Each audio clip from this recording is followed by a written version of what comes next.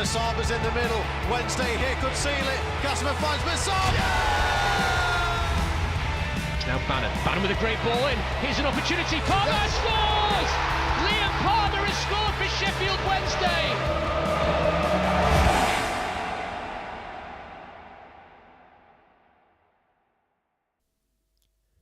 Our first away win of the season, our first win in the black kit, our first points from a losing position, and our first win away at Coventry in 29 years. Absolute limbs in that away end yesterday.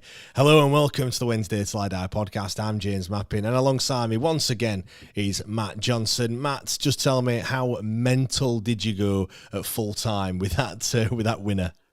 Yeah, I did end up 3 rows down, James, because the 2 lads who were in front of me also ended up going. And then, I was right at the top of that stand. And we've spoken a number of times about Coventry being quite a steep away end. So I did think as I went over the first 2, I thought, oh my God, I better stop myself here as I was going down.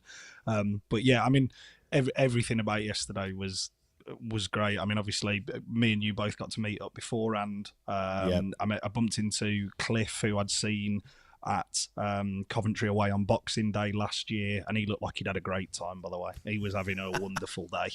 It was all told, just brilliant. And that finish at the end just topped it off, and the celebration was, for October, I mean, that's outstanding for October in terms of like limbs. Yeah, we've got a knack of scoring some late goals, haven't we, recently, in recent years and what have you, and we just can't stop doing it. And yet, when you see the emotion in that away end, I mean, the guy behind me, his tops come straight off. I mean, I don't know what goes through people's mind, when we score a goal to immediately go, woof, top straight off and swinging it around his head. I mean, to be fair, I've not really got the physique for doing that, and he did, to be fair, so fair play to him. But yeah, honestly, you look around and everyone's going absolutely berserk and mental, because yeah, just a absolute wonderful away day, and great ending. Do you know what? I got home. It's like hour and a half, hour and 40 minutes or whatever drive to get back, and I was buzzing still when I pulled up outside the house. I was just, the adrenaline was still pumping, and I was mentally drained, but I was still buzzing. I don't know if that's even possible, but it certainly was. Matt, we'll get on to the football matters in a second, but how are you, mate? Are you all good? Yeah, I'm all right, mate. Yeah, it's been a less drama-filled week this week than me missus crashing into my car and all the rest of it. So yeah, it's been fairly relaxed. So I can actually turn this question around on you, because I never get the opportunity to ask you how you doing. Obviously, you spoke about like how buzzing you are and all the rest of it. I mean, have you started to jump on the walk in the house yesterday? Did you have a good time? Yeah, I had a great time. Anyway, listen, Portsmouth, Friday night, 8 p.m. Can I go? I'll be back for the weekend. But, well, do you know what? I've done 3 away games so far this season. This was the first league away game that I've done. The other 2 were Hull and Grimsby, and there's a common theme with those 3 games, in that we won all 3 as well. So I did breach that question. It didn't go too well. It's funny, I said, I mentioned it and said, people are saying that I'm a lucky charm, I need to be going to the next away game. And I said, have a guess where it is. She went, Portsmouth? I was like, yes, you got it in one. I don't think I'll be there at Portsmouth, to be honest. She did say she prefers Friday night games to the Saturday ones, because Saturdays just kind of ruin the whole day. So there's a glimmer of hope there, but no, the fact that it's, I mean, how far is it to Portsmouth? It's a good 5 hours, is it? From Sheffield? From Sheffield, it's a long old way. Yeah, from Sheffield. Yeah. I mean, even for myself, it's I'm looking at 3 and a bit hours on that Friday evening drive down. Positive for myself is I've got the day off work. Obviously, I'm a teacher, so half term starts early. But I'm very fortunate, because I'd kind of like penciled it in and was like, I'd like to do that, and I was annoyed when it got moved to the Friday. But I'm hoping to be able to get down there for that. So if you can, I know we're nailed on for a win, so we're all right. Well, it will be one. I mean, to be fair, everyone said we weren't going to beat Coventry. We'd never won there since 1995, and bogey club if there ever was one. I mean, you just went full unlucky jacket and everything, didn't you? You thought, well, nothing to lose.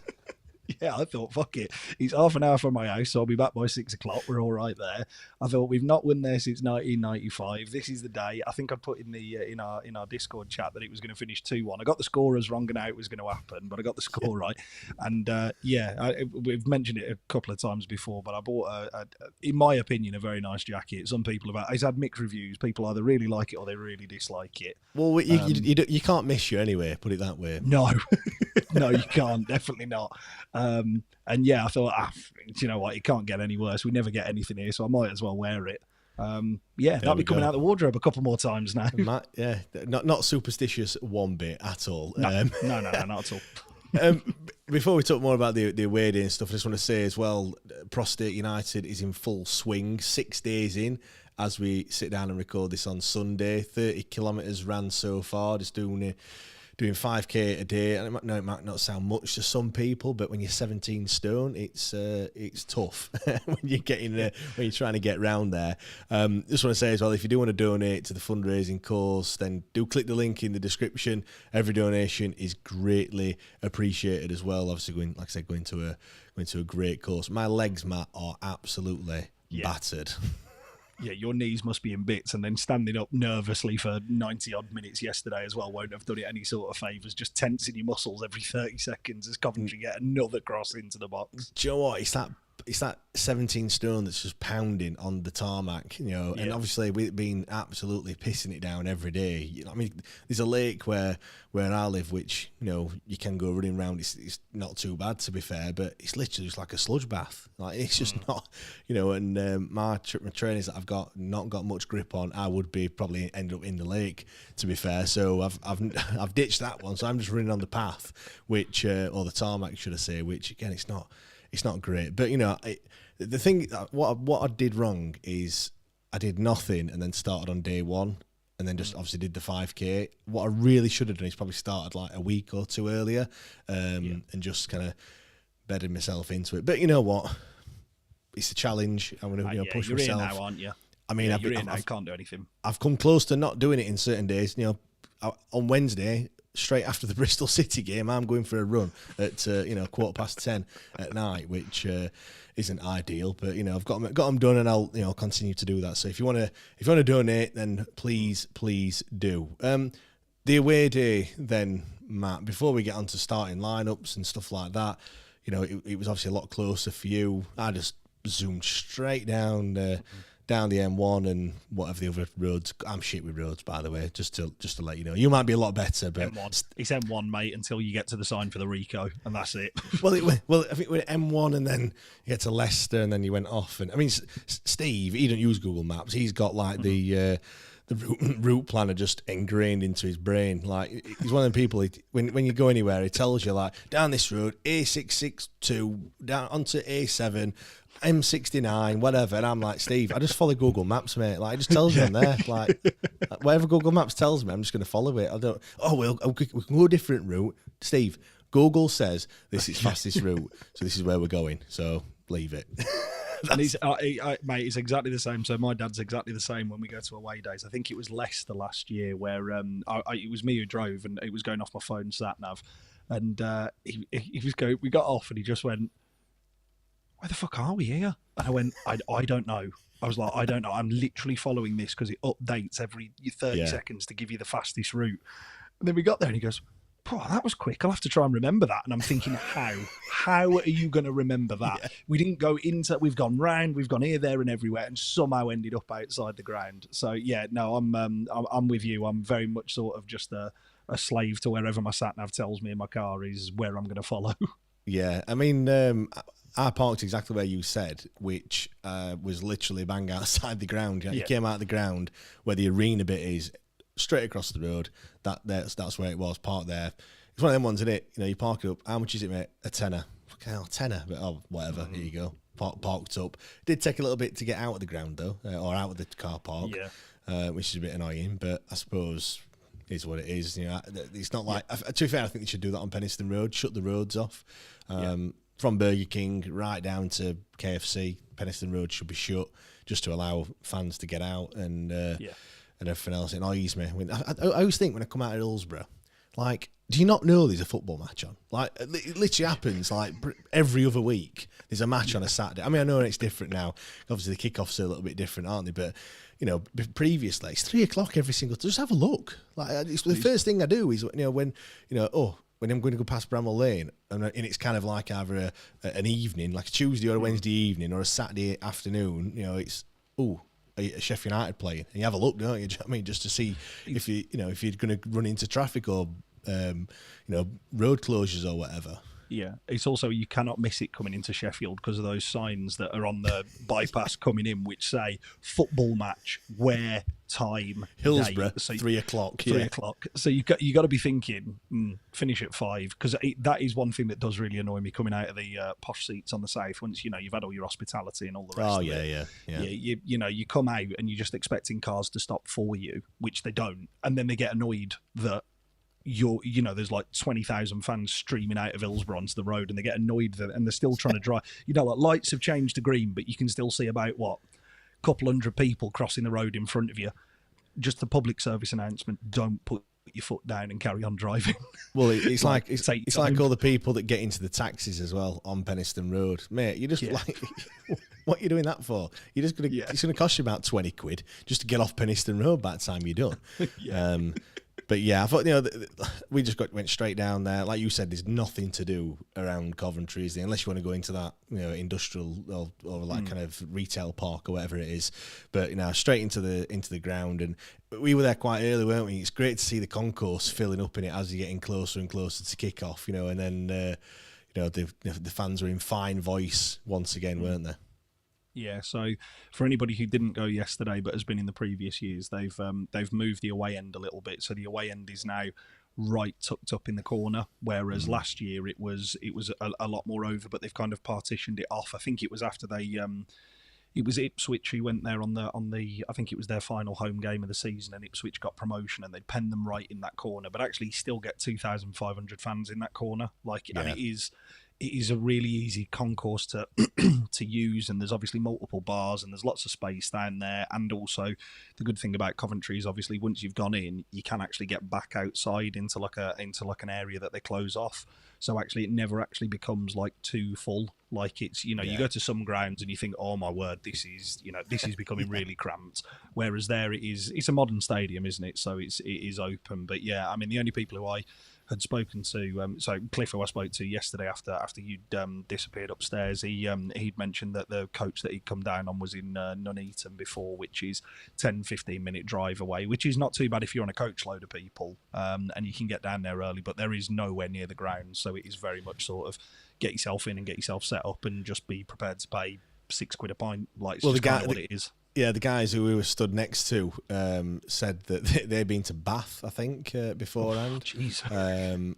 And then I think it was Bath anyway. That's not too far away, is it? I don't think. Bath is a long way away. Yeah, it might have been maybe it weren't rugby's Bath, not. It might be rugby. It was somewhere. They went somewhere, but they set off at about 10 to 7 this Saturday morning, and they got to the ground at 5 to 3, and they said, I don't think we set off early enough today.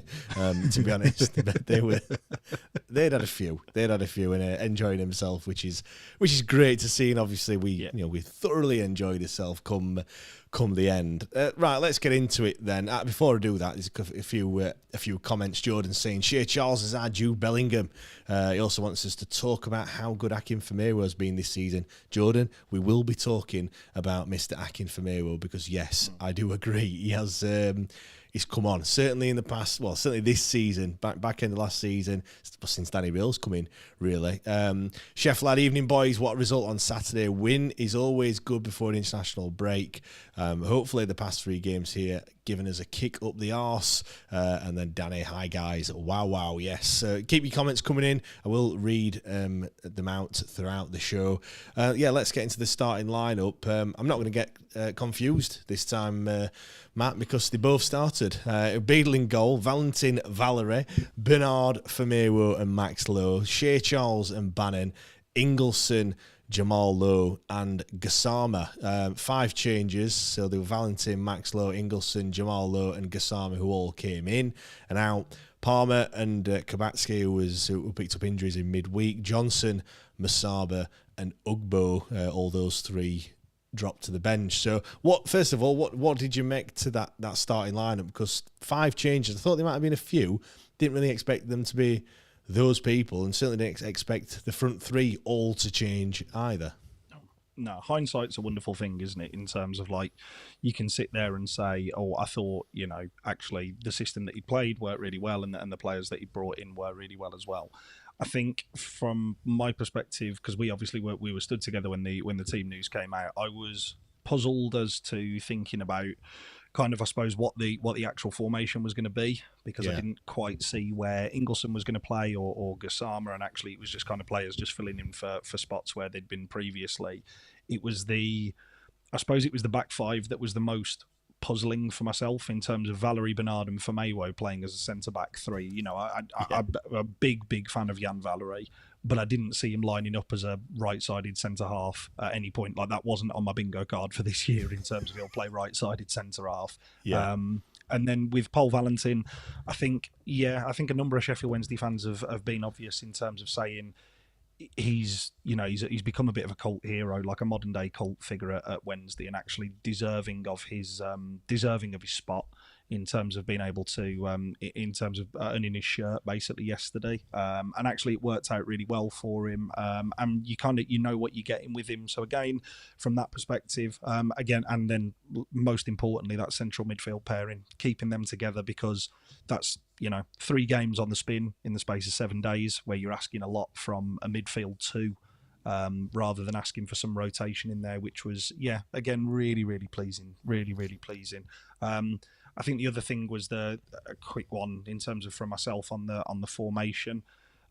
It's taken us 9 games to get here, and for us and both kind of like the team to figure it out. But I do think that yesterday that was the most settled kind of formation that we seem to have landed on, in terms of that 5-2-3 out of possession, with protection for the 2 in midfield now being kind of like covered for by the wide forwards coming in to block those central passing lanes, and your centre midfielders coming in and blocking that up, which frees your wide players to go out and engage sort of your attacking wing backs and the opposition forwards as well. It was actually, when we got into the game, it was clear to see what we were doing, but again at 2:00 I was sat there puzzled and thinking, what is that formation? I'm not quite sure.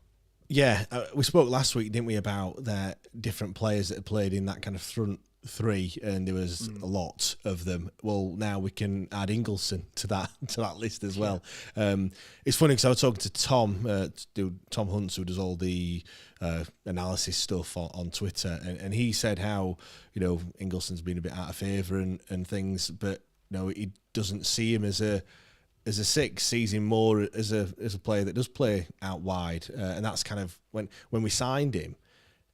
I must admit, I look, first thing I do, I look on transfer market. You see all the positions that they've played throughout the career and stuff, and just kind of see what type of player we've signed. Because nothing came out, nobody's spoken about what position he's going to play. And I can remember thinking, we signed another winger. Because add that to Kabatsky and Jamal Lowe and everything else. I can remember saying, how many wingers are we going to have, this season? And lo and behold, he didn't play him there, but he clearly seen something in him to give him a go this time. And I think it's good to see him have a chance. I think it's also good to see Jamal Lowe have a chance. I mean, we'll talk about him a little bit later. I don't think he quite took it, to be perfectly honest. But pre-game, I wasn't really. I wasn't surprised that he made the changes, because he had spoken quite a lot about the travelling and spoken about having 2 away games in quick succession. So that didn't surprise me. But I wasn't looking at it thinking, "Oh yes, we're going to absolutely batter these." I was a little bit, but I think that's kind of mainly down to the fact that this season we haven't got a goal scorer. We thought Ike Ugbo was going to be that man. I'm not too enamoured by him. Michael Smith as well. Just every person that's been playing up there has not really done it. But on the whole, I was all right. The overall thoughts then on the game, Matt. Let's go right to the end. The full-time celebrations, great to see. I mean, Danny Röhl, I looked up and I'm like, fucking hell, is it Danny Mills here? Like he's ran like straight from the dugout to celebrate with the fans. You know, that for me, you know, the emotion on everyone's face. Normally the full-time whistle goes and they shake hands and then they like, you know, and then they run over and stuff. But obviously we scored the goal so late on, but their initial reaction was to not shake their hands, was to just run over and do the celebrating first. And I think that's great to see from my perspective. Yeah, I mean, there's been a lot of sort of like people, Coventry fans in particular, who've been very sort of, oh, it's really disrespectful, it's this. No, for me, we played them 4 times last year and we came off all of them, including the draw, battered and bruised. We have not got what we've deserved away from home this year in the more recent games and more recent weeks. Yesterday it was our turn. And me personally, I was thrilled by the reaction. But again, I can understand why Coventry fans are going to be angered by it, if I put it nicely, in terms of, because again, from a, you know, English respect part of the game and all the rest of it, I do agree that I think, you know, at the end of a game, a manager should shake hands. But I think we've seen from Danny, he's an emotional manager. But it's relief as well, though, isn't it? Like, we haven't won away from home this season. He knows the away record's not been great either. You know, even last season as well, it wasn't fantastic. You know, things have been going wrong a little bit this season, and you know, perhaps he's tried something a little bit different. He's tried, you know, he's tried different plays in different formations. He's made substitutes which ultimately have worked. So I think it was just a case of relief. You know, we've conceded late goals. You know, QPR comes to mind. So we've gone. It's QPR Mark II, isn't it, really? Scoring a goal in injury time, and then it was backs to the wall, and we've done the job. And I think it was just, emotions just got the better of him, and more of it, I say.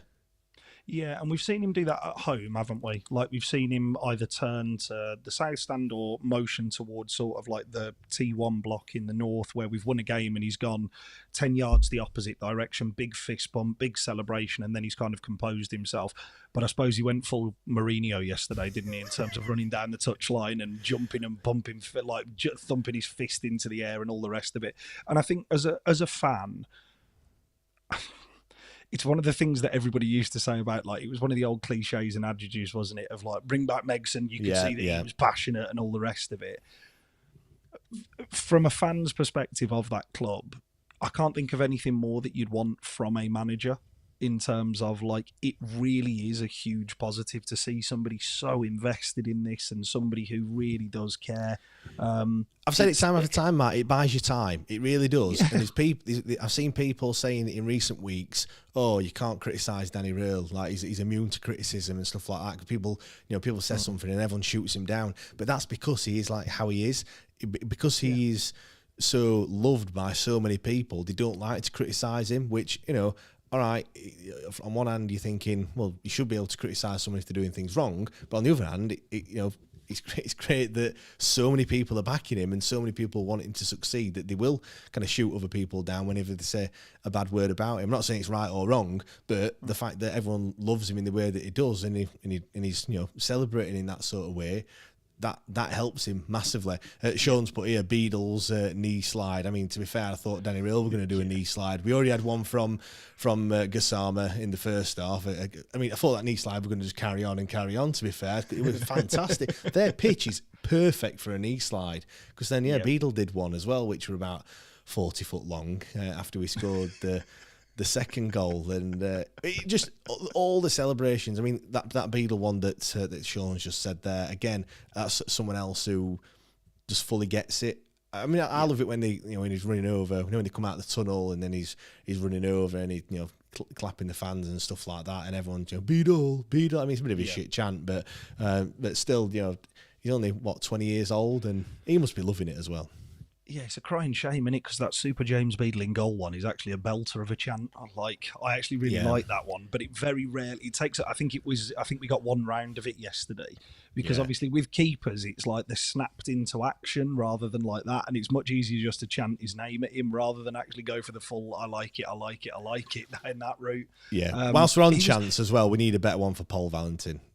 Oh yeah, yeah. He needs a better song, but yeah, we'll gloss over that. There's one for another one. There's the Phil Foden one for Shea Charles, which I'm going to be a big poster boy for over the next couple of weeks as well, which that does fit. But I think, there is a couple of weeks ago, last international break, go back to that, there was a couple of grumblings coming out, wasn't there, surrounding some of the squad were not 100% fully bought in to the manager this year and the methods and the way in which that we were playing. And that didn't come from anybody in particular. But again, as Keith Lard says, there's no smoke without fire. Yeah. It's a case of those rumours do stem from somewhere. It's not just somebody sat in their living room just trying to make shit up and stir shit up. It's been really clear to see since that international break, because the season didn't start as we'd all expected. You know, we absolutely steamrolled Plymouth, which more and more week on week is looking like a great result. Yeah. And then after that, we had a really tough run of games, and we then didn't get what we deserved against QPR. We didn't get what we deserved against Luton. And since then, we've had a fantastic run of fixtures where we've been great. And I kind of sit there and think, yesterday, especially with the celebrations, they're the sort of things that you see towards the end of the season. Now, I know that's a 90-odd minute winner at a team who, for most players, were there last year when they've absolutely slapped you about for 4 games running.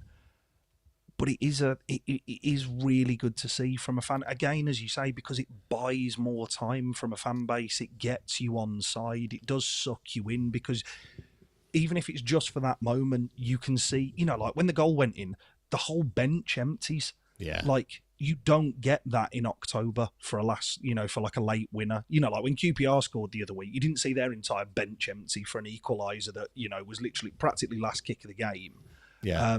But you are seeing that with us at the minute, and it is, players are working so hard for one another at the minute in this past week, and they've been working so hard for everything in terms of since that last international break. And it felt like a just reward yesterday for everything that we have been preaching as a fan base to anybody who will listen about. Actually, there is a corner coming. There is one coming, and it has just culminated in a week where, I'll be honest, James, I didn't think we were going to end up on the points that we have done at the end of this week. I didn't see 7 points from 9. I'll be perfectly honest and hold my hands up. Yeah, I mean, I think for me, I would have probably said, being honest, 3. I'd have probably seen a win. It might have been 3 or 2. You know, it might have been 1 win, 2 defeats, or maybe 2 draws at the 3 games. But yeah, you know, to have the win against West Brom, and then, all right, the performance wasn't fantastic against Bristol City, but you can 100% see what they were trying to do when we get the win on against Coventry. You know, but 7 points from those games. I put a tweet out about how many points we're going to win in October. I know obviously the game against West Brom did fall into September. Did it? It did. It just right at the end. And everyone was saying, you know, we're gonna get 2, 3, like not many points from these games, but already, you know, picked up 4, unbeaten in 3 games as well. We need to add that in there, and the fact, you know, unbeaten in 2 away games. It's mad how you can spin the stats as well, can't you? You can say, you know, it's no winning 3 away games, and next minute you're unbeaten in 2, just like that. So yeah, I think it's a great points haul, and a lot has been spoken about the double game week and the fact that when you're away on a Wednesday like we were, and then to be away again. I think Shea Charles spoke after and saying they only had 1 session, you know, which must have been on the maybe the Thursday or maybe the Friday morning or something like that. You know, before the game, which I can't imagine them doing much in that one. But you know, they always said that teams tend to struggle in that. But I think Danny played a blinder really by, as much as on Wednesday against Bristol City was frustrating to watch and a really poor game. You know, I'm not going to be rushing to watch that one on DVD. Put it that way.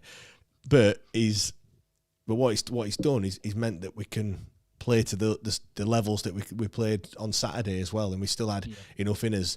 It would have been easy to go all out on Wednesday and get a win, and then get beaten on Saturday against Coventry. I think Danny's just playing the long game somewhat, which is frustrating at the start of the season.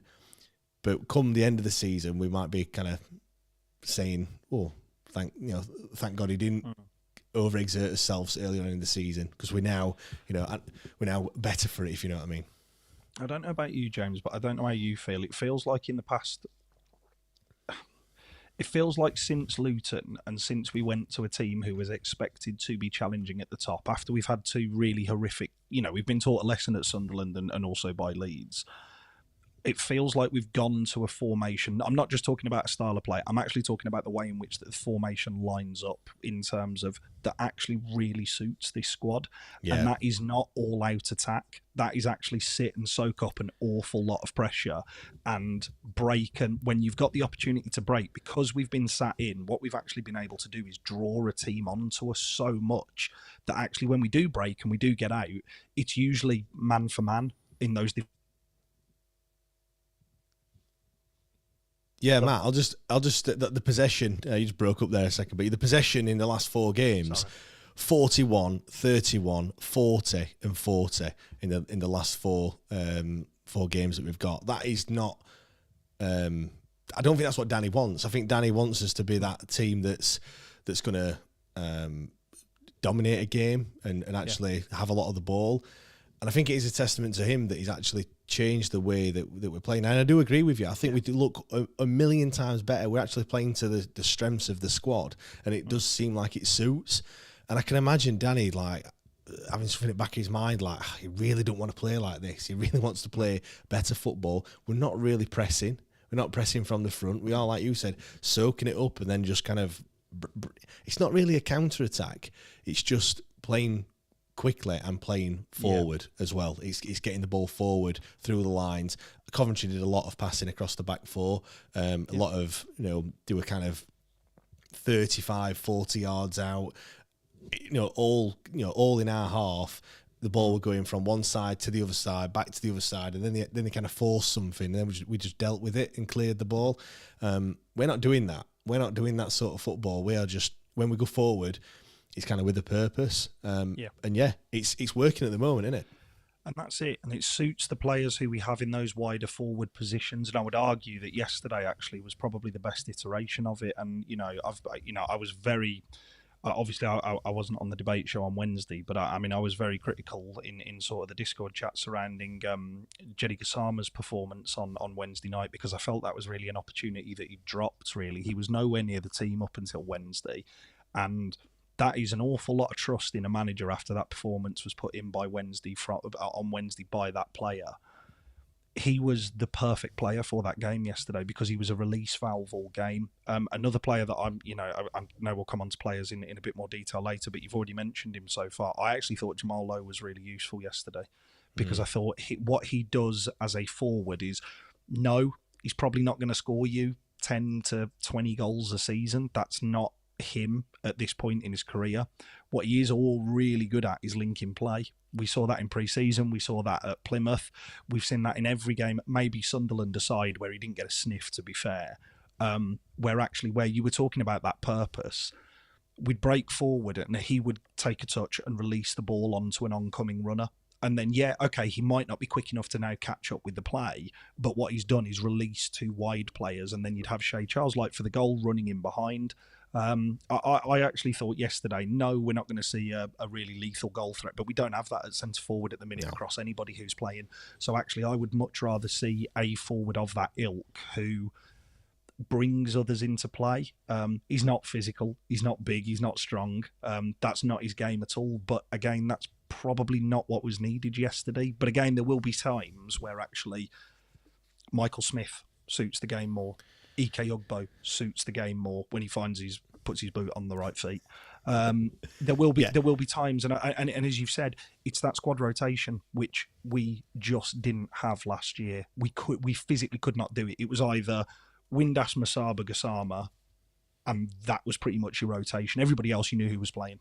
Yeah, I think from yesterday, I know we won the game, but when it comes to Jamal Lowe, I think the frustration for me was when we went a goal down, the ball fell to him a few times and he kind of fluffed his lines a little bit, and I'm like that was the frustration for me. There was one where I think the keeper tried to play it out for the back and got it all wrong, and the ball fell to him, and I'm just like, shoo! I mean, it's easier when you stood in the stand from when you're down there. Maybe it was blocked or whatever. I was still thinking, just get a shot off. Out could happen. You get a deflection, could loop over the keeper. Anything could happen, and we can get that equaliser. And then there was another one where it came to him, and he tried to do like a little floaty cross from from where we were sat, just from down in front of us. Wasn't it? Yeah, and he's trying to float it over, and he's gone straight into the keeper's arms, and there was like a lot of moans and groans when we were 1-0 down, and I think that just doesn't help. But then again, it's his pass that sets up that first goal, which we'll come on to in a sec. Just want to mention that tweet that Coventry put out as well on 4:43, and it reads, "City well on top now, come on," with a little praying hands emoji. 8 minutes later, Coventry concede in injury time. It's very unfortunate that tweet.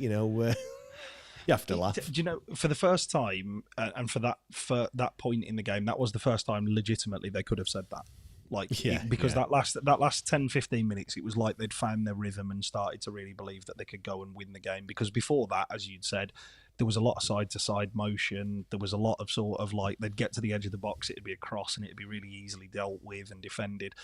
From about 70 minutes onwards, I actually thought that game became really stretched yesterday. We would break and we'd go down, and of course we wouldn't end in a shot, but it would go out for a corner, which we're never going to score from, but it looks threatening. And then they would have the ball, and it was a really, really open game, and the gaps were starting to form. But again, I do think, and this is not me trying to be overly critical of a side, that I've been quite open in the fact of I'm really not a huge Coventry fan. I don't really have much time for either the club itself or the fan base. I respect the journey that they've been on, but I think the way in that their fans have been over the last 2 years with a sniff of success is irritating beyond all belief, really. They actually never really created that much, considering they had an awful lot of attacking talent on that pitch. They've got Ben Sheaf on the pitch, who is arguably the best central midfielder in the division. You've got Haji Wright, who I know the gentleman who you did the preview show with wasn't overly complimentary of him. Goal scorer. Thomas Asante, who they paid $5 million from. Mason Ephron-Clark, who got dragged off on around the hour mark. I mean, I'd have bit your right arm off to have signed him in the summer. There's an awful lot of quality in that squad, but they didn't really do anything with it. There was no there was a lot of nervy moments, but there wasn't like he's got to score that. Like there wasn't anywhere you're thinking, well, that's awful, or how's he missed? There was a lot of, there was a lot of wincing in that away end yesterday. But we had that scare, didn't we? Like panic stations. We had a scare when he had the ball in the back of the net really early on. When it was offside, and then there was the goal, which really soft from our perspective, good finish. But I agree with you. They're attacking players. They got wide, but I think we made it really hard for them. They had to really work to get past and get that yard of space to get the cross over every single time. And it's one of those when the cross comes over and you deal with it, you've got to go again and again and again. And it wasn't easy for them. We weren't making it easy. I mean, it was all coming down one side as well. They didn't have anything down their left, really. It was all coming down the right. But we seem to have the better of them, really, and just kind of very much like West Brom, just limited them to nothing, really. Do you know what I mean, in terms of chances? I'm going to come on to the brawl that we had, because I think that is something that we mentioned. I think was it last week or the week before, how we don't really see stuff like that. I'm not saying that we're going to have ice hockey, fights every game or anything like that. But I'm just going to read a few comments out before I do. Jordan Ellis, still no penalty. Nope, not. Still another week goes by without a penalty. Owlsman said, been a great week for the boys and terrific to see Danny's reaction at the end. Imagine a late winner for us at Bramall Lane next month. Probably would spontaneously combust. Yeah, probably. Next 3 games after international break are all winnable in my view. Gradually the team are getting gelling more and more. Yeah, Burnley at home, Swansea at home, and then Pompey away on that Friday night, as we've mentioned. I'm not sure about Burnley, bud, but I'll take the other two, but I'm not sure about Burnley. Yeah, well, football is strange, isn't it? I mean, they all come in a week as well, don't they? They're all, I think it's Saturday, then it must be midweek on a Tuesday, and then the Friday as well. So again, another big week, and then it's Brentford in the cup after that. It's relentless, isn't it? It's just literally one after the other after the other. Great for us, great as fans, because it's great. I was just about to say it's great. Football. Do you remember those summer pods, James? Jesus Christ, I'm so pleased that we've got loads of football to talk about. Exactly, I know. Yeah, Anthony Ware said 1 away win and you lot are off your heads. What? How can you not come on here and be excited and positive when we've won a game? It doesn't matter that it's only 1 away win. It's a start of something. So yeah, we've got to be positive. Yeah, Matt, that brawl that happened, I'm all for it, me. Not. It kind of comes back to what we were talking about at the start and the celebrations and things. When things like that happen, you want everyone getting involved. You want everyone fighting for each other. When anything happens, not stupid, but you want everyone to be there because it means so much. Akin Famewo looks around and everyone's brawling, but he knows that they're in for him. Do you know what I mean? You've not just left him out there, and you look around and there were only 2 or 3 Coventry players, and it was like nearly all of the Wednesday team that had waded in there. And like I said, I'd love to see that because that means that the team are together. I mean, I'd have felt a little bit more confident if I was Famewo not seeing that the first person on the scene was James Beadle. Because nicest one in the world, I'm not sure he's going to punch his way out of a paper bag. No, but yeah, I don't think he could fight sleeping. But yeah, it was a really interesting one because it was, again, I've seen a lot of Coventry fans online talking about the fact that they felt that they should have had 2 penalties yesterday. The first one, I've got no idea where that first one comes from. The second one, for this Thomas Asante one, for me, it's 6 of one, half a dozen of the other. It's both of them. So to butt in, I think the penalty is right at the end. Where we get where we get a free kick and their lad goes down. I think I can't remember who it was. It's kind of just, again, straight in front of us, where on the right hand side of the box, left hand side, as we were looking at it from the away end. I think it's that one where we get a free kick that they're on about. Which, to be fair, we probably had the best view in the stand to be able to see that Masaba gets his foot to the ball first. He does, but I'm not gonna lie.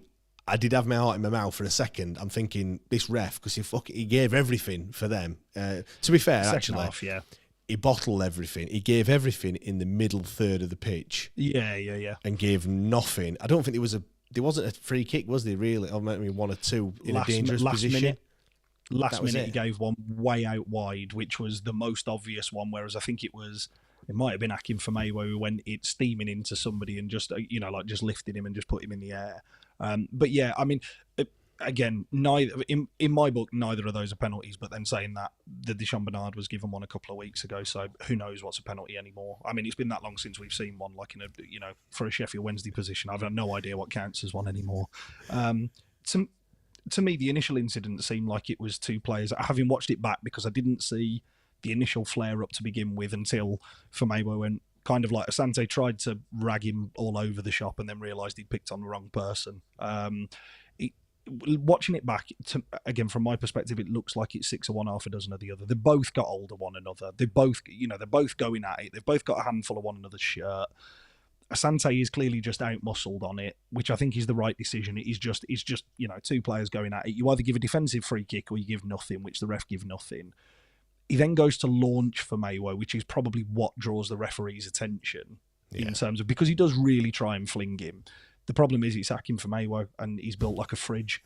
So he's still got hold of his shirt. And then it was the fact that his shirt then ended up coming off and then the base layer ends up coming off.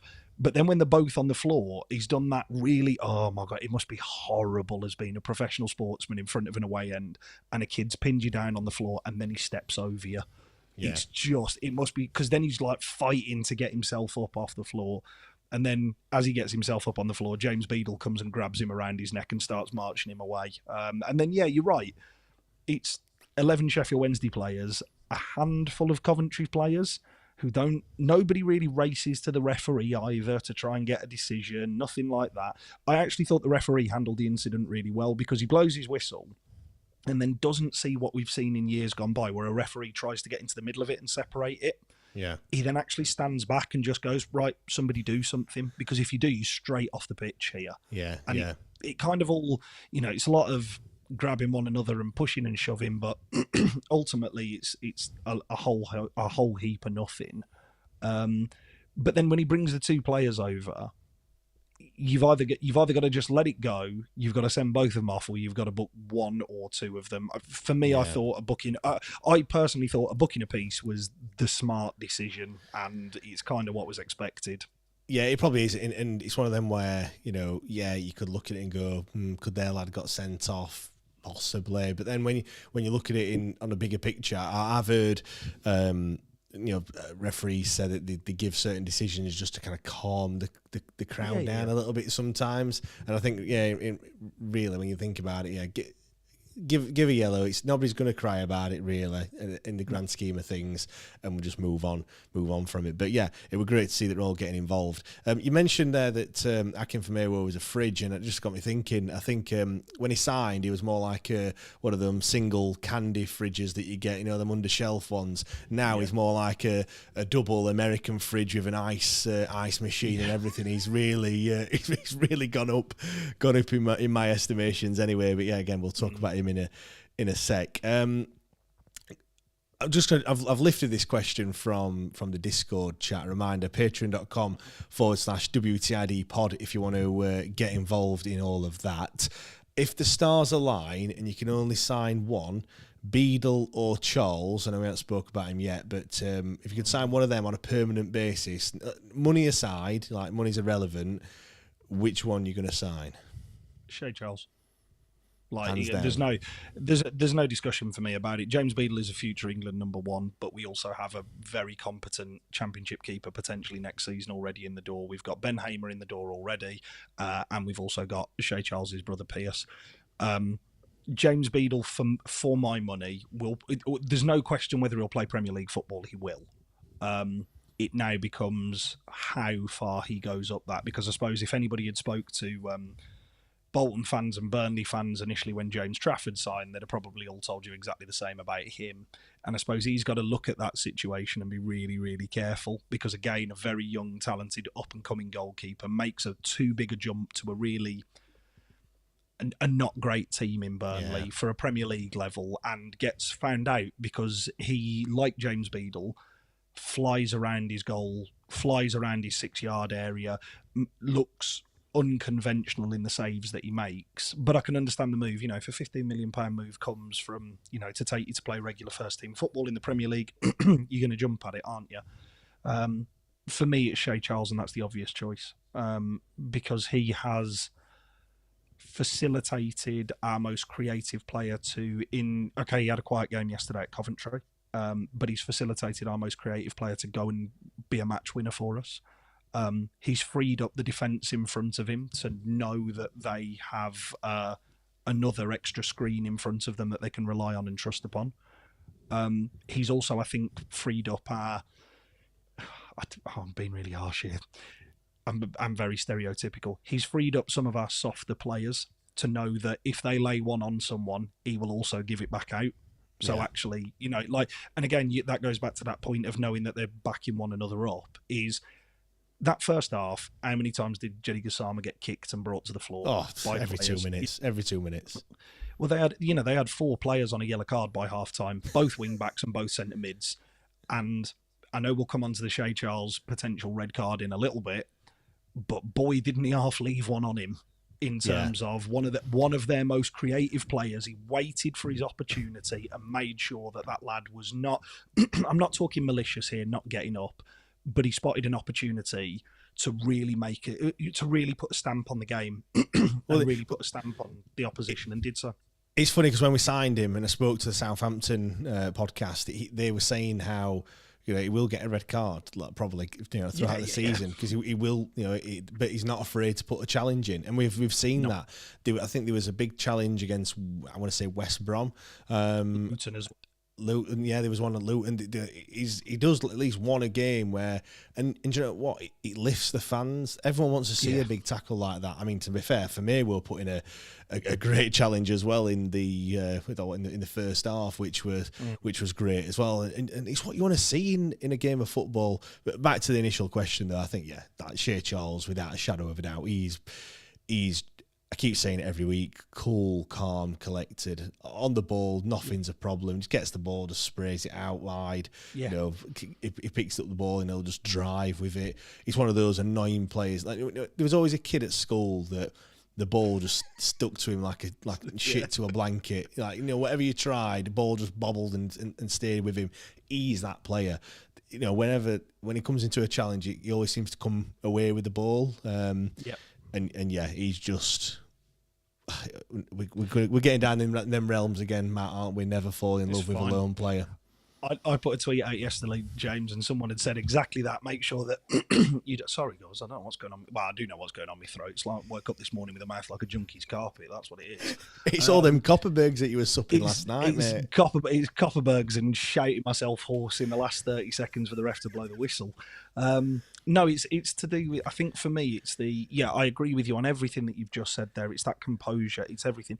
He's a 20-year-old lad who plays like an experienced professional.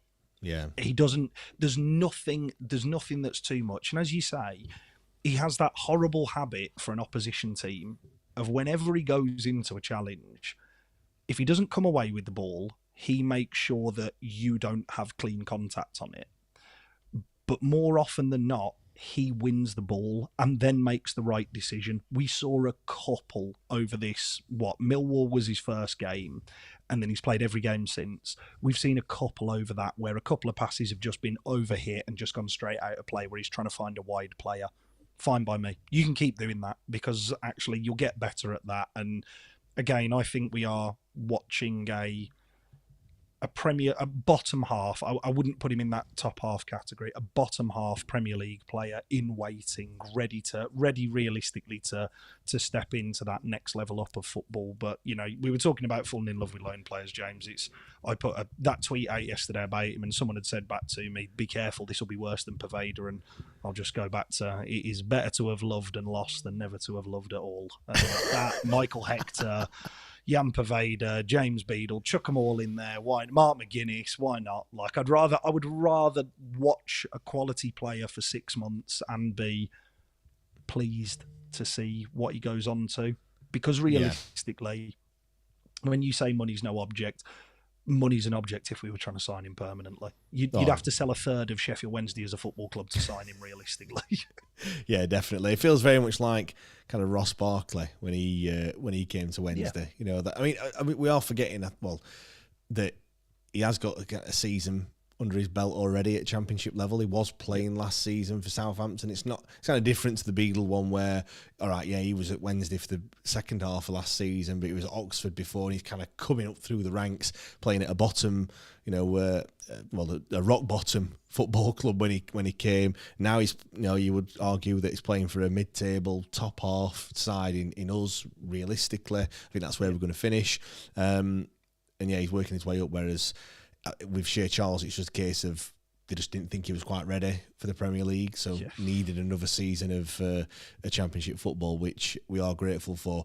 Before I move on to the goals and things, I've heard a lot of people kind of saying that we probably won't keep him after January. Do you see Southampton recalling him, or do you think he's going to stay? Because it's a tricky one for me. I know Southampton are in dire straits. They are in big trouble in the Premier League, but for me, I don't think what's recalling him going to do. I don't think Shea Charles is the answer to Southampton's problems. So for me, I think obviously I want him to stay, but I just don't see a reason. It's not like it. Is it? If he was a League One club and he was doing well, I get that because he can leave and he can go to a Championship club like James Beadle did. I just can't see. That wouldn't happen. He wouldn't go to another club. He'd have to go back to Southampton, unless Southampton have 4 or 5 injuries or something ridiculous like that. I just don't see. Yeah. I just don't see him going back to him, to be honest.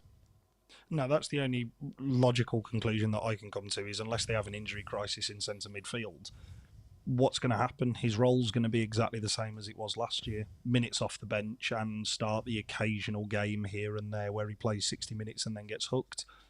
He's played, aside from Millwall, where he hadn't played football before that and played, 60 minutes at Millwall. Yeah. He's played 90 minutes every single game for us. And he has a side that was crying out for a player who, like him, was tailor-made and built for.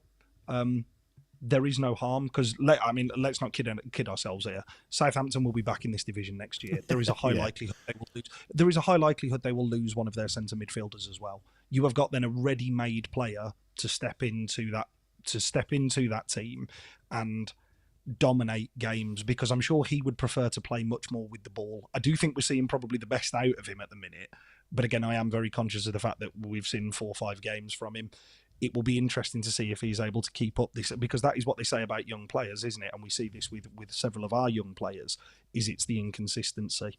Is they have a run and a stretch of really, really positive games, and then you don't really get much from them. We haven't really seen a dip in his performances at all at the minute. And unless there is an injury crisis, Southampton should be looking at it and going, well, yeah, we can bring him in and play 6 months of Premier League football, but what's that going to do? Like, he's not going to go in a shop window for them, because they've signed him as a long-term project, somebody who's going to come and run their midfield for years to come. Yeah. Leave him there. Ultimately, if they finish mid-table and he enjoys himself, if nobody comes in for him and is willing to meet the price tag of whatever it is they set, we have a ready-made centre midfielder and potential, I don't think this is too much of a stretch, a potential future captain of a football club. Yeah, he plays that position that captains play, don't he, as well? That defensive midfielder is a prime, stereotypical captain's position, or a centre-back, which, yeah. But it's the manner in which he plays as well, isn't it? Like, the manner in which he plays, he's a leader. Like, he leads both by example in terms of how he plays, and I'm sure as he gets older, he will continue to get more and more vocal on a football pitch. I mean, you have to be vocal playing alongside Bannon. Like, you can't. I mean, he doesn't. Bannon does not deal well with shrinking violets next to him at all. Like, you have to be vocal. You have to be able to chip back at people, and this will be a really, really useful development for him playing for Sheffield Wednesday for a year. When Russell Martin and Southampton loaned him out, they said it's for the full season. It wasn't like when Mark McGuinness came in and Cardiff were like, yeah, do you know what? You can have him because he's not getting in our team. Change a manager, change a system. No, we're having him back. Even if Russell Martin doesn't see out the season at Southampton, which, there is a good chance of that as well, a manager would be stupid to bring him back in, because realistically, you could take one look at him in a training session and go, well, yeah, he's going to be a squad player. But again, it's stranger things have happened, wouldn't they? And if he does go, we're talking ifs and buts here. If he does go, we've got to be fast to move in to find a replacement for him, because there isn't a direct replacement for him in our squad at the minute. We've seen that. I think to put the positive spin on it as well, if anyone's recalling a player, it's because they're playing out the skin. So we've got now until January. There's a lot of football between now and then that we will have him for. So let's take that as a positive. Kevin's just put here, Charles, he's enjoying himself. He said his parents were pleased. The brothers were at the same club. Yeah, definitely. I know Pierce isn't playing, but yeah, they're both there, Pierce and Shea. So yeah, that's a good one. Let's get on to the goals then. The first goal came on 26 minutes. Radone, I have to say, it's kind of a little bit against the run of play. I think that was their only chance that they had up until that point, other than the one that got choked off, of course. It's a long ball forward. We just let him control the ball, stood off him far too much. I mean, Shea Charles had a bit of a half-arsed attempt at a tackle. Yeah. He shrugged that one off. And then, from my perspective, it looked like Shea Charles could have probably got down there a little bit quicker. I've watched it again. I don't know if it takes a little bit of a deflection, but it's well into the corner, and I don't think many goalkeepers get there. My initial thought is he should do better. I've watched it again, probably in hindsight of the fact that we won the game as well, but he's probably a difficult one. But it was a bit of a sucker punch, weren't it? Really, that goal. It was, and it was the first time all throughout that first 20 minutes of the game where we were actually caught out of shape. because I think it was Mark Robbins who mentioned after the game that, and I hadn't realised this stat until he'd mentioned it. We are one of, if not the best side at recovering second balls in the division. Doesn't feel like it. Yeah, and it doesn't feel like it, does it? But I mean, it was prime example for that second goal. Is we recover the second ball and break and play quickly. We did it for our winner as well. We recover the second ball and break and play quickly. In terms of Beadle, should he have done better? In the ground, yeah, I was convinced because it looked up in the gods, it looked like it kind of dribbled into the corner. Yeah. Having watched it back, he's got 10 yards of clean air to run into, Radoni. And then when he does hit it, it's going back across his body and away from his movement. So again, naturally as a keeper, you're probably not expecting him to go that side. Yeah. And as you said, it's right into the side netting. It doesn't just hit, like the back corner. It actually hits the side netting and rolls around the back of the net. So it is actually a really good strike. It goes through a couple of legs. It's back away from where all the defence are shifting. I think at times you've probably just got to take your hat off and say, Coventry for that goal, it was the first time that they played over the top of that midfield, which is realistically how you beat that midfield. It's not the biggest. Both of them, will try their hardest in there, but it's not the biggest. They don't win that many headers. It's the first time they played over us. It was the first time that we were really caught out of shape, and you've got a player running straight at your back three. It's a good finish. For me, it was just that lack of pressure on him, really. That lack of kind of intent to stop him. It was almost like, go on, then have a shot. And then he did, and he scored. It was like, oh, fuck. It was just really disappointing from my perspective at the time that we'd conceded that goal, because I did feel like most of the game were played in their half. You're right, they might have had possession, but it was just in their half, really. They didn't really. They tried to get forward, and we just stopped every attack. And then we were on our attack, and playing down the left. Ingleson were trying to get forward a few times. It came to nothing, but I felt like we were on top, and it like I mentioned to you, it was a bit of sucker punch, and just a bit disappointing, really. Let's go on to the next goal then. Gassama scores. I'm going to hold my hands up here. I thought he missed. In the ground, he's hit it, and I've gone, oh, and everyone's cheering. I'm like, oh yeah, it's gone in. Honestly, I thought it. Them ones where they hit the kind of the stanchion behind, and it rolls along the back of the net, and you think it's gone in, but it hadn't. Honestly, I thought that's what had happened. So a bit annoyed with myself, really, that I didn't fully celebrate the goal as much as what you perhaps should do, but. The goal itself, obviously Jamal Lowe slips him in, and he's got a lot of work to do, and he just totally wrong foots the goalkeeper. Just like you mentioned about Beadle, probably not expecting it to go where it went. Their keeper didn't even make any attempt to save it. He was going the other way, weren't he? He thinks it's going across goal, and he's just absolutely rifled it into the top corner. Like, what a finish! But Gassama does not score tap-ins, does he, really? I mean, I know he had that one against QPR, but you go back to the goal he scored against Hull at Hillsborough, and then this one, like, he's certainly got that in the locker. Yeah, and we put him in a lot of good positions yesterday. Not just the goal, but we actually put him in his best positions of strength, where he's isolated up against a defender one-on-one, because that's where you want him, running at goal with a defender backpedaling, because he has the ability to shift it round somebody, and usually he's clever enough to have that defender off balance, because he's not lightning fast, Gassama, is he? He is quick, but he's not like, oh my word, like, where has he gone quick? But we isolated defenders and gave him the opportunity to actually run at people and beat people further up the pitch, which I don't think we've done in previous weeks. And I know that might come down to player personnel, but just going back to Wednesday night, if I think about Olaf Kabatsky when he was receiving the ball, we were giving him the ball in situations where he's got to beat two players. He's always got to beat two players. And it was the same with Windass, which is why I think you see Windass whip a lot of first-time balls into the box, because he just doesn't have that ability to beat players through sheer trickery. The finish is great. If I was a Coventry fan, I'd be fuming at the goalkeeper. Absolutely livid, because it's beat him. I know it is an absolute bullet into that kind of like near post. You'd probably say it's in the angle, isn't it, from where it is, but you would be losing your marbles that he's not just tipped that round the post or palmed it over the top or anything, just got in the way of it, because he looks, honestly, even when you watch it back on the highlights, it looks like he's just moved out the way. He's tried to second guess it, I think, to try and be clever, to try and get himself in a good position to save it, because he knows he's hitting it hard, and he's just got it totally wrong. He's just gone, and he made himself look like an absolute tit, and he really, But look, we're not complaining, are we, Matt? No, God no, God no. But also the other thing was, again, it was fully deserved because after Coventry scored, it was one-way traffic. Perfect time to score as well. Perfect time 100%. just before half time. Absolute cliche, but perfect time to get a goal. But it is, doesn't it? Because you then don't go into the half thinking, right, we've thrown a lot at this lot and nothing's come off. Yes, okay, it's an absolute wonder strike from the edge of the box, which has it nearly took the net off. And you can argue there's a goalkeeping error in there as well.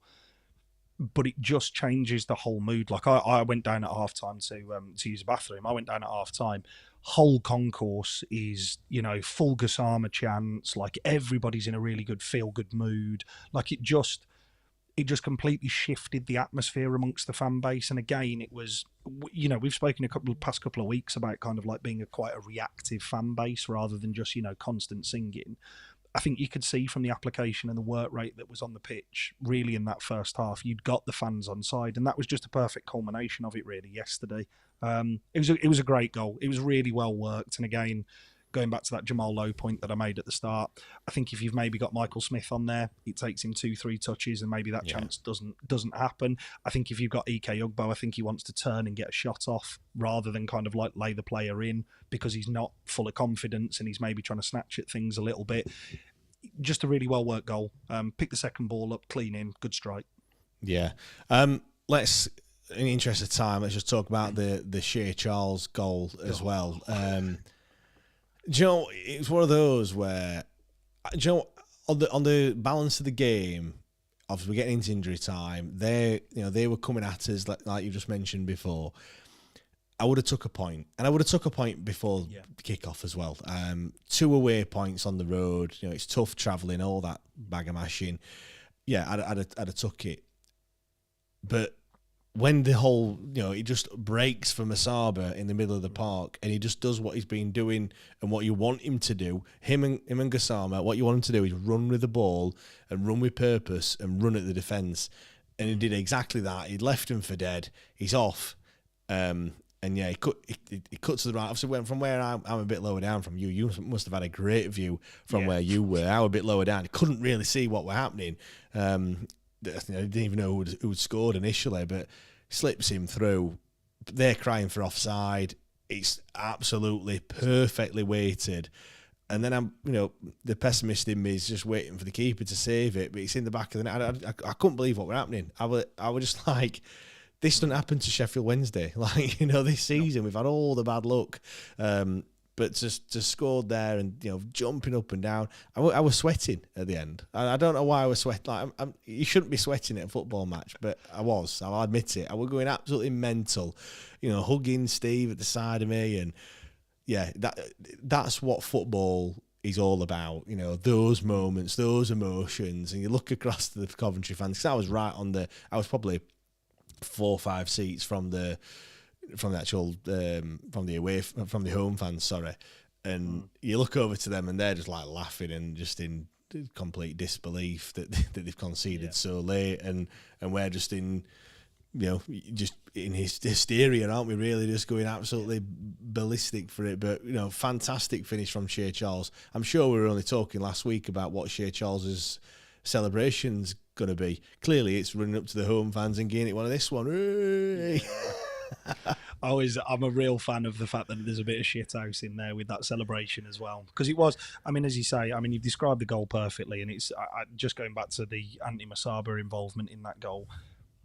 At the moment, he is an impact player for us, and that's where he's best suited. I think when we saw at Bristol, when you ask him to start games and teams are maybe sat a little bit deeper, I don't think you get the best out of him. You want a team to come onto you and want to draw a team out and kind of like allow him the opportunity and space to run at it. I think he does really well to nick the ball off Ben Sheaf. I know it's a loose pass and it's way in front of him, but actually he's there to capitalise on that loose pass. And when he breaks away, as you say, he runs to try and isolate a defender in terms of he picks one of the two centre, because it'd have been really easy for him to just run into space and just try and, ultimately 2 players close him down. But actually he runs at Kitchen and makes him go, uh-oh. And then coming back to centre-forward issues here, my only grumble with that goal is Ike Ugbo is actually in front of Shea Charles when he sets off. and Ike Ugbo is not busting a gut to get up alongside him, which last year, if you go back to that Blackburn game, it's in the titles for the pod. You go back to that Blackburn game, he is sprinting all out to try and get there alongside him to help him out. It's a 20-year-old kid who's going there. And that is the difference at the minute as to why Ike Ugbo is not scoring goals, is because he's not got that hunger and that desire to get up alongside those forwards in those positions. To be fair, I thought Ugbo would look bollocks when he was having to... when he came on, and then when Smith came on and he kind of went out to the left, he was having to do a lot of tracking back to cover, because they've got that Dutch kid, haven't they, on the right. I can't remember. Van Ewijk, I think it is. Yeah. And then they've also got go on, help me out, the other guy on the right. They had Efren Clark, didn't they? But they took him off and put Thomas Asante out there and moved Ellis Sims and Haji Wright as their front three. So they had them two. They both wanted to get forward. So I think Ugbo, he looked tired. He looked like he were really struggling come the end. And he not even started the game, which is a little bit worrying. But yeah, I agree. The run from Shea Charles, I've been crying out for that for many, many weeks, that when we go forward, you've got to get other players up there with them to help them out. And he, to be fair, I don't think he expected the pass, did he? Because he said he's running just to kind of drag a defender away and create some space for Masaba to run into, which, great intelligence, by the way, and it comes to him. And thankfully he puts it away, because you said had he not, you would have been screaming. Yeah. Had he not put that away, Anthony Masaba is a square pass to roll it into an empty net, and he's onside as well. But it was that. Do you remember QPR away last year where we talked about that little stutter from Masaba just to open up the angle for himself? Yeah. When the ball's laid into Charles, he composes himself so well, because it would have been really easy to try and snatch and take that first time. Like, keeper's rushing out, you've got a defender on your back. He's not scored a professional goal beforehand. It'd have been really easy for him to just kind of swing a boot at it and kind of see what happened in the first half where he slipped after that corner. Because I don't think that was, it's unfortunate that you lose your feet, but it did also feel like he knew it was dropping to him and he's trying to sort his feet out too quickly, and before you know it, the chance has gone. Composes himself really well, just shifts it so he can actually get that bend around the goalkeeper. It's been everywhere, hasn't it? This today on social media, the Coventry vlogs that have posted it, the away ends going absolutely ballistic. The James Beadle 40-yard knee slide over an advertising board into everybody. You've got the entire bench emptying as well. Which the last time an entire bench emptied around Wednesday was what? Back end of last season, I think it happened once, maybe the Liam Palmer goal against Stoke. But the only other one that I can think where we had celebrations like that coming off a bench was Wembley with the Josh Windass header. And before that was Will Volks's disallowed goal as well. Yeah, there was that as well. But it felt like just reward for everything that Sheffield Wednesday fans have been talking about over the past couple of weeks. And, it really felt deserved yesterday. Like, it really did feel deserved, because no, we might not have had the most of the ball. No, we might not have been putting the pressure on in the last 10 minutes trying to turn the screw. But every single time that we went forward with the ball yesterday, there was a nervousness that was rattling through that home section of fans. Like, the home end was nervous every time we went forward with the ball. And we had a couple of half chances up till that point. That it was the really gilt-edged chance that we created, one really gilt-edged chance that we created all game, and took it. And it was, things like that haven't really happened over the last 12 months for us, have they? We had that little run at the back end of last season where things seemed to drop for us. But if we can get into that rhythm of creating those type of chances earlier doors this season, it does give us that opportunity to actually push ourselves further up. Because again, before that game at Coventry, again, if you were on the SWFC hashtag, it's been a horrible place to be this week, to be honest, that hashtag. But there was people kind of like going, what, we're 2 positions better off than where we were last year at this time. And you're thinking, again, if you've got a set of working eyes and a functioning brain in between your 2 ears, you can see that this is light years ahead of where we were last year, and a lot more what we thought it was going to be. We are competitive in games at the minute, and that's all any Sheffield Wednesday fan can ask for at the moment, is to be competitive against the best teams in the league. Yeah, I'm not going to lie, that the responses to that tweet, it really did annoy me. For those that are wondering, it was the one, Cisco was sacked a year to the day, early on this week, and I put a hat in, how far we've come since that day. And yeah, as you mentioned there, people saying, just a couple of places. And like you said, it's more than that. I could talk for a long, long time about the things that are different. And if you can't see what is different, then yeah, I do worry. Let's just read the 3-word match review tweets out, and then we'll talk a little bit about some of the individual player performances. Stuart Gregory made my weekend. Matt Glossop's gone fucking get in. Dave Sierra, fantastic away performance. Ben Robertson's gone with King fucking Charles. Scott's owed them one. Lee Wiseman has gone with exactly the same, owed them one. Nutty Almond, onwards and upwards. Viking Wolf, you fucking beauty. Goose up the Owls. Chris Green won from behind. Yes, first point this season from going behind. We've got one here that says statue for Shea. 7-point week. Get in there. Massive 7 points. Big win that. Never fall in. ... Yep. We know what the rest of the words. We've already said it on the pod already. Matt, last minute winner. David Greaves, lads deserve that. I'll read one more out. Otley Bemused has gone with at the death. Yes, definitely.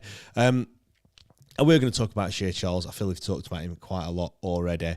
Akin Famewo, we've mentioned his name a few times. I didn't think that I'd be looking at Akin Famewo and Deshaun Bernard and Valerie as kind of a centre-back trio that we'd be playing and thinking, yep, I'll be happy with that every week. And Akin Famewo is a big part of that. I think some of the tackles he's put in, he just seems to be getting better and better. Because I must admit, when he first come in, he didn't look great. He didn't look like a ball-playing defender. I do admit a little bit he was thrown out on the left-hand side, which he wasn't a left-back. But when we dropped to that, having 3 centre-backs, that left-sided centre-half position just seems to work for him because he just seems to thrive on it. Yeah, and he's also got the pace for if your left wing-back gets beat to be able to make crunching challenges or to at least run alongside a forward to be able to stop a cross. He's the player who I think I've been most taken with this season in terms of surprise. Like at the start of the season, we did kind of like the predictions for the upcoming season.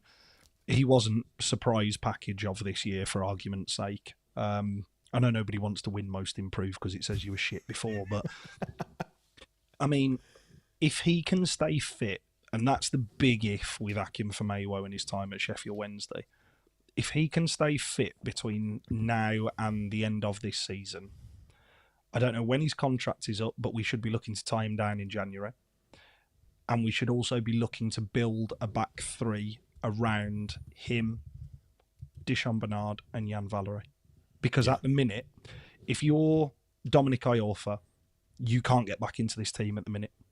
Like, unless it's a rotation in a midweek game, you don't deserve to come back into this team at the minute. And that's a big statement from, a stalwart of our centre, our defensive line for...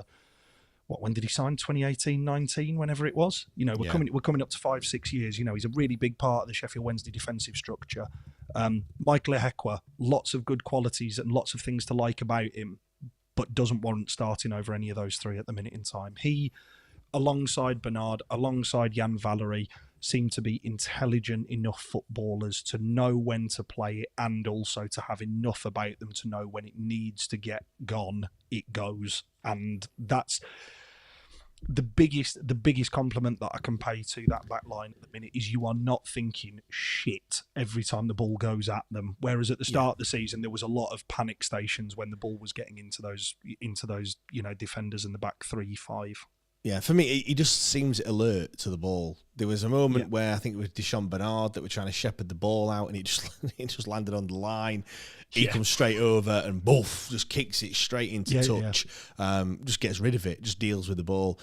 I think there was one tackle where he missed, in the second half, and that was, and he got got caught out. He went for it, and the lad did him big time. But apart from that, I don't think he put a foot wrong. He got lots of interceptions again. I mean, I can look at the numbers in terms of how many he got. I think it was quite a lot. He's well up there in the stats, which I think it was the same. Was it against? It was. I think Deshaun Bernard and Famir were midweek. Were well up there. Let's have a quick look. Clearances 6. Tackle. He says tackles 1, which I don't know what they actually say a tackle is, because I feel like he put more than 1 tackle in. 2 interceptions and 6 clearances, which is by far more than anyone. Interested on that. 6 clearances. Deshaun Bernard had 5. Bannon had 3. Max Lowe had 3. Valerie 2. Everyone all hands to the pump on Saturday and fully deserved. But no, Akin Famir, he's only 25 as well. Great age, as they would say on Soccer AM. But he's got a lot of years ahead of him, and I feel like he's older than what he actually is, and I think that's just a testament to how he's playing at the moment. And long may it continue. Jeddy Gassama, we've mentioned him. Yeah, just a constant threat all game. You mentioned earlier about the fact that he got lumps kicked out of him, throughout the game, but it just continued. And he was doing exactly what I wanted him to do. And the difference was, he got his goal. He had that little bit of end product. All right, a bit wanting sometimes with the crosses, but every time he's running at their fullback, and he was just causing them problems all game. I thought. Yeah, I think he's better when he starts. He's the opposite to Anthony Masaba. I'd rather see Masaba come on as an impact sub. I'd rather see Jeddy Gassama start games. I also think he is a player who, amongst our ranks, really lives up to sort of like, I don't want to say the big occasion, but when he gets an important start, he usually takes his chance. Yesterday was a prime example. I think back to QPR last year, where he was instrumental after Jan Poveda went off after half an hour, when realistically he should have started the game. I think back to Hull last year, where he scored late on. He is as you say, he's a constant threat all game, but he does something that I don't think any of our players, aside from him, do, is whenever he receives the ball, even if ultimately he ends up losing it, he always beats one player. Like, he always, doesn't matter where he picks up the ball, he's always beating one. It's then whether 3, 4, 2, 3, 4 get around him, and then he has the opportunity to lose the ball. There was one moment where I was thinking, right, you can see his age here, where it was Coventry. There was a lot of Coventry pressure, and the ball was cleared, I think, by Bannon to him on the halfway line. And he's in full control of the ball, and he's got his body in the way. Just hit the floor. Because the ref will blow it and he'll give a free kick. Their own fans will go up in arms, but it's all day of the week. You'll get a free kick for it. And he tries to bring it down and turn the player inside out, and he ends up falling over, losing the ball, and Coventry go back on the attack. I thought he was also supported really well by Paul Valentin yesterday, because it was 2 of them with a constant threat. Because the other good thing about Gassama is, he doesn't always look to do the same thing. He does look to slow the play down occasionally to allow overlapping runners to get up and join and support with them. He also was actually quite good defensively yesterday. I thought his work out of possession as well was as good as his work going forward, and he fully deserved his goal. And what a knee slide, what a set of celebrations. But I'll be honest, I did think he's going to run into half time here, the amount of hands he's shaking and high fives he's giving out. I agree. I want to see more of that from Jeddy Gassama, and it's when we signed him, I thought we'd get on a more regular basis. But can't knock him for what he did at the weekend. And also, there was a point in the second half where finally we could sing the song, Ogbo, Masaba and Gassama, and all 3 be on the pitch at once. Because I think there was a time where we were singing it at Grimsby, and Ugbo came off the bench, and I'm like, other 2 lads aren't even here. Do you know what I mean? But for the first time, we could actually sing the song, and it actually makes sense because all 3 players were playing, which is great. Max Lowe is another one. He's split opinion, hasn't he, from the fan base? A lot of people have been saying that some of the goals that we've conceded have been his fault. Let's not beat around the bush. That's what people have been saying. They've not drawn to him, but he had a much better performance, I felt, on Saturday. Yeah, he was outstanding yesterday. Mason Efron-Clark is a £5 million winger who any Sheffield Wednesday fan would have told you that they were desperate to have him in the summer last January when Coventry signed him and then released him back to Peterborough to finish off the season. He was dragged on 60, 70 minutes because he got no change out of him. The second half with Thomas Asante was attempting to cause him problems all game, and again he gave him absolutely no change. It wasn't really until Max Lowe came off that they started getting some joy down there with Marvin Johnson, who came on, which is no slight against Marvin Johnson because it's hard to get up to the speed of that type of game where it's a back and forth game and you've got wingers constantly running at you. It's very, very difficult. It's West Brom in reverse, isn't it? Do you know what I mean? Like Max Lowe came on, and it's exactly and didn't get up to speed quite as quickly as what he should, and it's exactly the same this one. One thing I would say, I think Max Lowe, he got tired. I mean, that's why he got brought off because there was one where he went past him, and you could see it took him like a couple of seconds to then, oh shit, I've got to track it back. Yeah. Like, fuck, I'm knackered.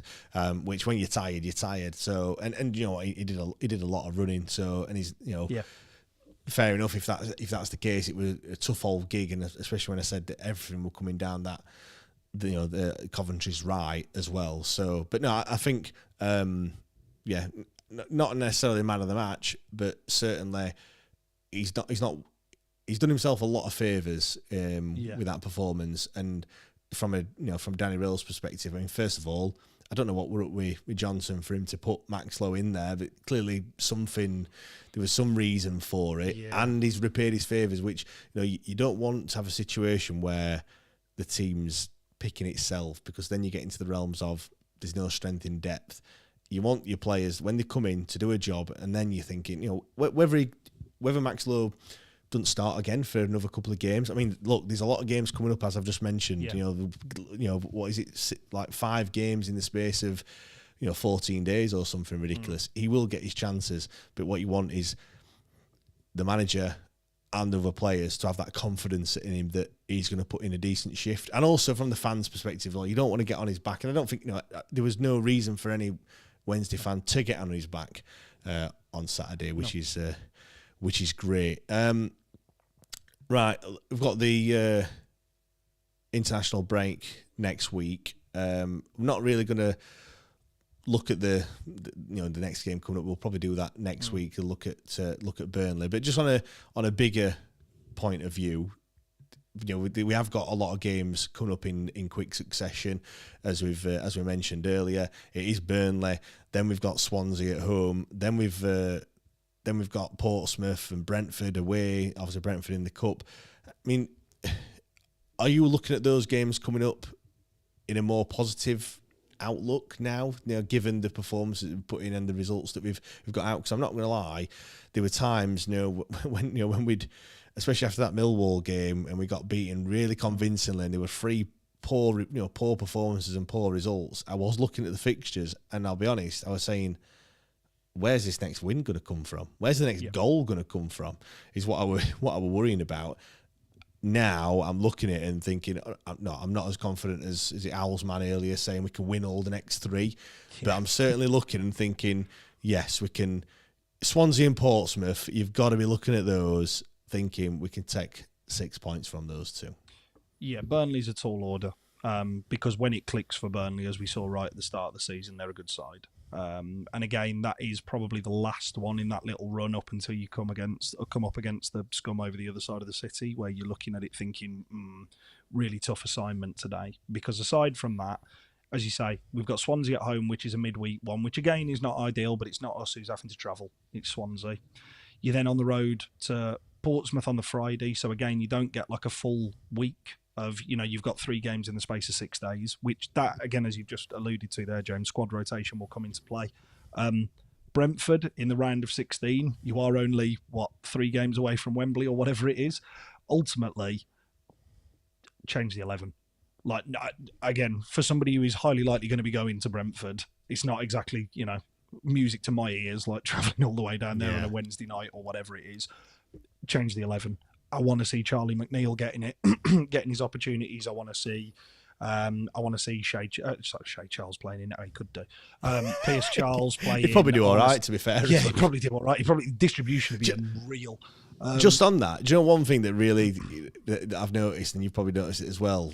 Half time, when they're warming up, Pierce Charles, no gloves on. He's not doing any goalkeeper warming up at all. He's just, if you didn't know who he was, the opposite fans would just think he's another outfield player, and he's just spraying the ball out. You would not think he's a goalkeeper one bit at all, would you? No. And then I suppose the other thing is then after that Brentford game, you've got two tricky fixtures, haven't you, in terms of it's Norwich at home, but Norwich are patchy. Like, Norwich are a good side, but it's patchy.